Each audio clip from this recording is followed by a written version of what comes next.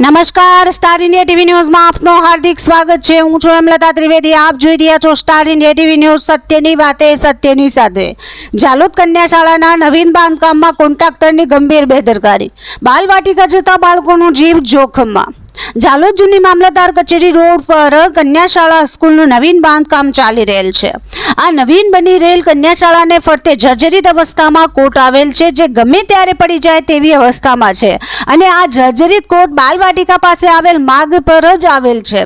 બાલવાટિકા શરૂ થવાના ગણતરીના કલાકો છે અને નાના નાના બાળકોનો અવરજવર આ માર્ગ પર થનાર છે। સ્થાનિકોનું કહેવું છે કે આ જર્જરિત કોટ ગમે ત્યારે પડી જાય તેવી અવસ્થામાં છે। આ માર્ગ પર નાના નાના બાળકો જતા હોય ત્યારે જો અચાનક આ કોટ કોઈ કારણોસર પડી જાય અને બાળકોને કોઈ હાનિ પહોંચે તો તેના માટે જવાબદાર કોણ? તેઓ બેબાક સવાલો સ્થાનિકોમાં ઉદ્ભવી રહેલ છે। સ્થાનિકોનું કહેવું છે કે આ બાલવાટિકા જતા માર્ગ પર કોન્ટ્રાક્ટર દ્વારા બાંધકામને લાગતો સામાન પણ નાખવામાં આવે છે, તેને લઈ પણ બાળકોનો જીવ જોખમાઈ શકે તેમ છે।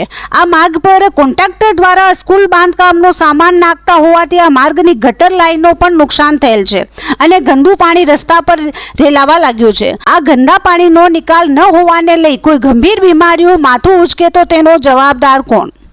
હાલ સ્થાનિકોનું મંતવ્ય મુજબ આ જર્જરિત કોટ હટાવી દેવામાં આવે, સ્કૂલ બાંધકામનો સામાન બાલવાટિકાના માર્ગ પર ઠાલવવામાં ન આવે, તેમજ ગટર લાઇનમાંથી જે પાણી બહાર રેલાય છે તેનો યોગ્ય રસ્તો કરવામાં આવે તેવી માંગ સ્થાનિકો કરી રહેલ છે।